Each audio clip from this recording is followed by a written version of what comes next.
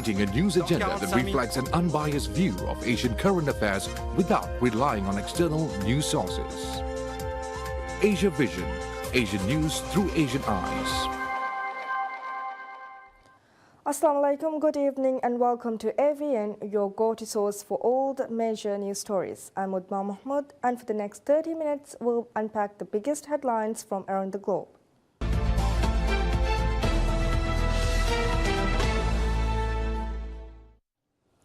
According to the World Health Organization, humanitarians reached over 105,000 with polio vaccine in North Gaza. The UN World Health Organization (WHO) said that despite ongoing attacks and access challenges, humanitarians have managed to inoculate over 105,000 children in North Gaza with the second and final dose of the oral polio vaccine. Speaking from Gaza, WHO representative for the occupied Palestinian territory, Dr. Rick Peeperkorn, told journalists that between November 2nd and 4th, the campaign reached 88% of 119,000 children under 10. Close to 84,000 children also received vitamin A to boost their immunity. Just 3 days ago, WHO had warned that reaching the target was unlikely due to access constraints. Highlighting the challenges, Dr. Peeperkorn stressed that this time the humanitarian post area was substantially reduced compared to the first round of the campaign some 5 weeks ago, encompassing mainly Gaza City and excluding the remaining portions of northern Gaza. Even during the agreed humanitarian pauses in place from 6 a.m. to 4 p.m. over the courses of the 3-day vaccination drive, there were reports of violent incidents at campaign sites, drawing concern from the WHO chief. The campaign has been postponed from 23rd October to 2nd November due to a lack of humanitarian pauses, intense bombardment, and new mass evacuation orders. WHO warned that a delay in administering a second dose of the novel oral polio vaccine type 2 within 6 weeks could compromise immunity and jeopardize efforts to stop the spread of the virus in Gaza and beyond. Eradicated in the enclave 25 years ago, polio reappeared earlier this year as waterborne diseases spread amid dire sanitary conditions linked to the intense Israeli bombardment.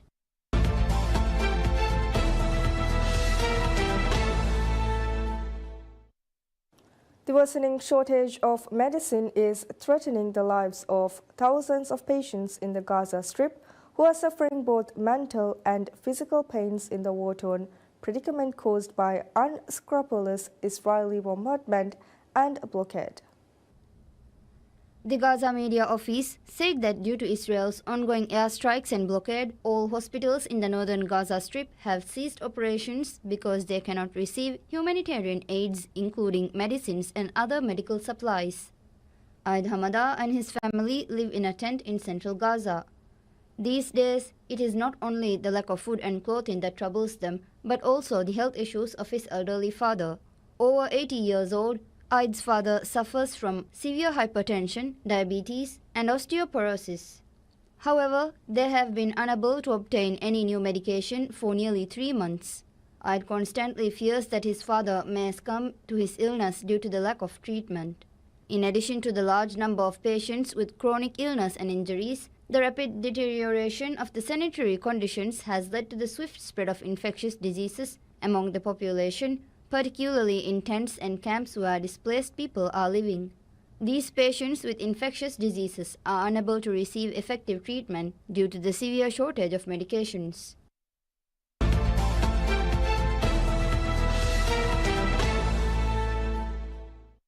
India hosts 7th session of International Solar Alliance.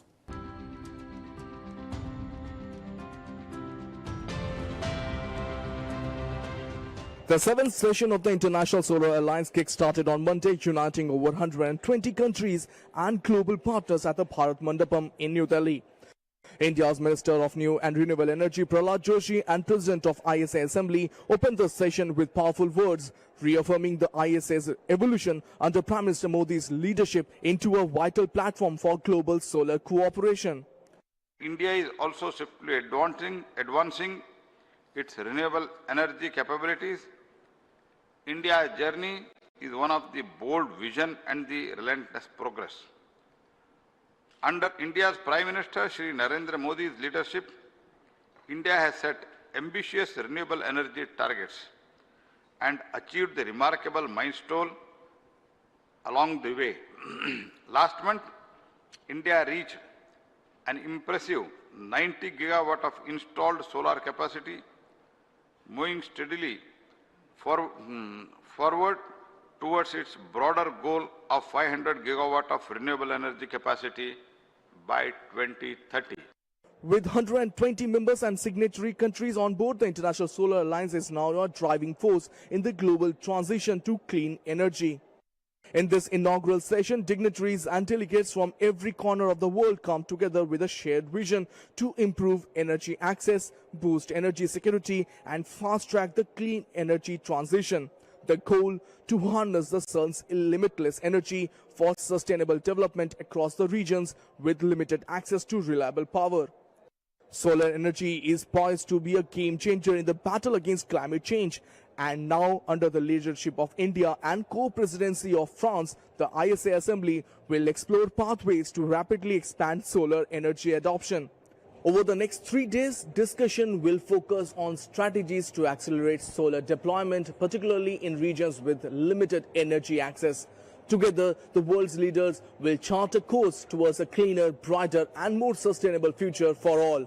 International Solar Alliance illuminating the path to a global solar revolution.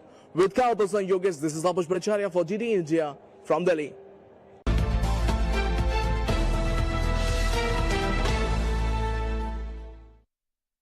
Chinese researchers are about to harvest the third generation rice from seeds that returned from a space voyage in 2022 after a growth period of more than 100 days at a crop breeding and cultivation base in Shanghai.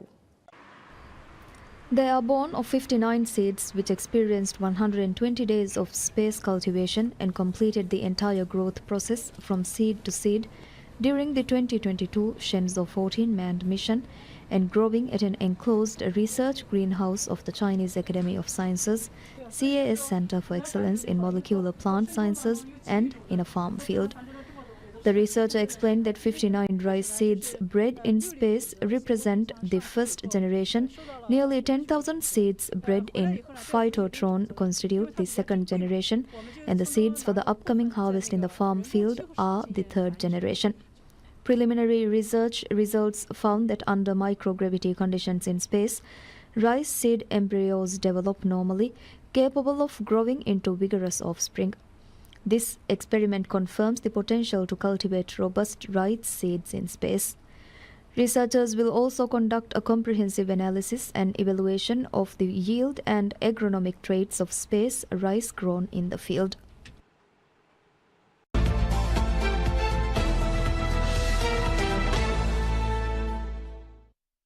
At a drone testing field in southwestern Taiwan, university students watch anxiously as unmanned aerial vehicles they designed take off, land, and occasionally crash in a simulated battlefield scenario. They are taking part in a competition that is helping Taiwan's efforts to boost domestic drone production. With Beijing sustaining military pressure on the island, Taipei is ramping up investment in unmanned aerial vehicles, or UAVs, as it seeks to bolster a more agile defense against potential Chinese attack. Both Ukraine and Russia have used UAVs extensively throughout their conflict for surveillance and striking targets deep behind front lines. The UAVs flying in the National Defense Application UAV Challenge could potentially be adopted by drone companies and procured by the government. China claims Taiwan as part of its territory and has refused to renounce the use of force to bring it under its control. Now in its second year, the competition was held over 2 days last month at the Asia UAV AI Innovation Application R&D Center in Chiayi Country. 20 teams from across Taiwan gathered to put their drones to the test. The field will be whittled down to a short list this month on the challenge before the winner is declared next year. Multi-rotor and fixed-wing drones were required to fly autonomously to a height of at least 60 meters, take images of a remote target and return to base within 10 minutes. To make the scenario more realistic and difficult, organizers this year used a jammer to disrupt satellite signals to the UAVs, making it harder for them to stay airborne.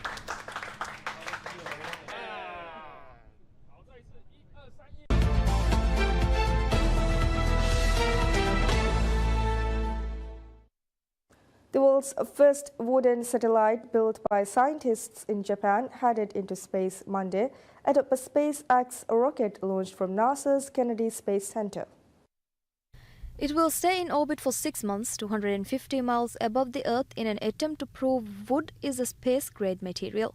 Sensors on board will measure how the material puts up with extreme temperatures in space, which range from -148 degrees to +212 degrees Fahrenheit, every 45 minutes as it orbits from darkness to sunlight. The LIGNOSat is a palm-sized satellite developed by Kyoto University and home builder Sumitomo Forestry. Scientists say they will test wood's ability to reduce the impact of space radiation on semiconductors, a useful test for applications such as building data centers. A wooden satellite burns up in the Earth's atmosphere at the end of its life with much less pollution too compared to metal ones. The Kyoto University research team has high hopes for the test, which is one step in a longer-term dream to build timber houses on the Moon and Mars.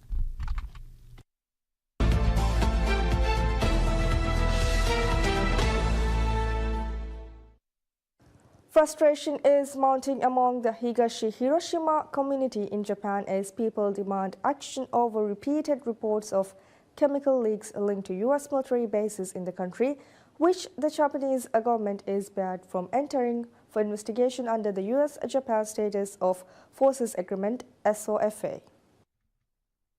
U.S. military bases in Japan have reportedly been releasing harmful organic fluorine compounds known as per and polyfluoroalkyl substance PFAS into waters, causing suspected environmental pollutions such as underground water and soil contamination. High levels of PFAS were detected in the Sino River that runs along a U.S. military facility in Higashi-Hiroshima City, Hiroshima Prefecture, exceeding a government-set provisional limit of 50 nanograms per liter.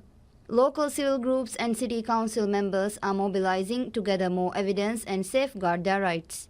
However, under SOFA, the Japanese government cannot access the U.S. base for investigation without U.S. military consent, leaving residents and councillors feeling both helpless and outraged. Local councillors have repeatedly sought permission to gather evidence and advocate for intervention, but face continuous obstacles. In response, local residents and civil groups are using online and offline channels to raise people's awareness of the hazards posed by the contamination and gathering signatures for a petition opposing pollution, hoping that it will pressure the U.S. military to allow further investigations. The contamination issue in the city is not an isolated cause. Over the recent years, reports have repeatedly exposed the release of PFAS and other pollutants from U.S. military bases in Japan, yet investigations have been stymied and accountability remains out of reach.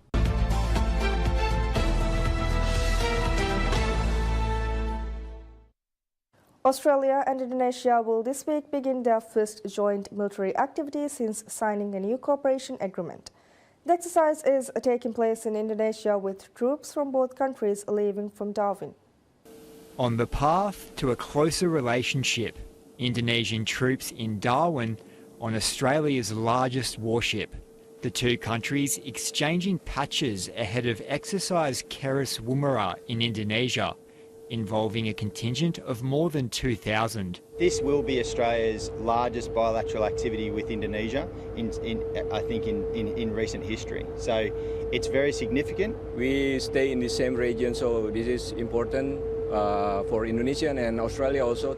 Inside HMAS Adelaide, expensive cargo to be used on land, in the air and at sea, with plans for live fire exercises. From the terms of interoperability, live fire is the hardest it gets, and it's a true indication of where we currently sit with our relationship with the TNI. The operation forming part of the larger Indo-Pacific endeavour involving 13 other countries keen to maintain security in the region. This major exercise is one of those activities where we work with our partners to develop that secure and prosperous region. Around 1,100 ADF personnel will depart from Darwin on HMAS Adelaide. They'll be joined by 35 Indonesian troops for the trip to Indonesia, where the exercise will begin. The next step in a growing partnership between neighbours. Jack Hislop, ABC News.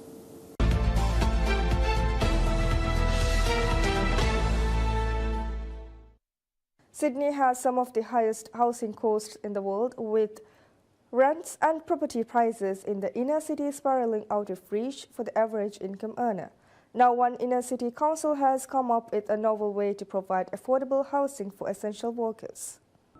The high cost of Sydney housing is pushing essential workers out of the inner city. It means nurses, teachers and police officers often have to travel long distances to get to work. The latest figures show that for a registered nurse, the only affordable rentals are in the outer suburbs, and there are no parts of Greater Sydney where they would be able to buy a flat. The Inner West Council wants to make life easier for essential workers. It wants to turn 4 council car parks into 200 affordable units. We think that by using our public assets, in this case car parks and depots, to be repurposed as a different public asset, housing, to meet the crisis, we can make a real difference. The community response has been mixed. Affordable housing, all the way. Absolutely. Like, it just makes sense, right? Like, car parks, we've already got enough car parks. Look, I think we need car parks in this area as well, but we also need more affordable housing. Planning experts say it's important that essential workers live close to work. Lack of affordable housing near to where essential workers have to work impacts recruitment and retention, and that can have a very significant impact on how our critical essential services function. Using public land removes one of the main barriers to building affordable housing. That's the cost of the land. But even then, there's no quick fix. This car park in Leichhardt was earmarked for affordable housing back in 2015. Nearly a decade later, not a single brick has been laid. The council says it does not have the money to build the development, but that new funds flowing from federal and state governments will make this project possible. Catherine Hanrahan, ABC News, Sydney.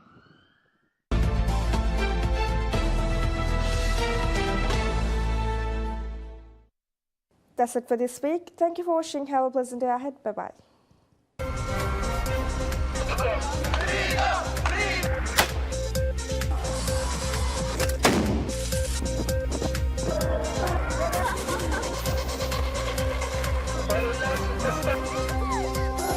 Creating a news agenda that reflects an unbiased view of Asian current affairs without relying on external news sources. Asia Vision, Asian news through Asian eyes.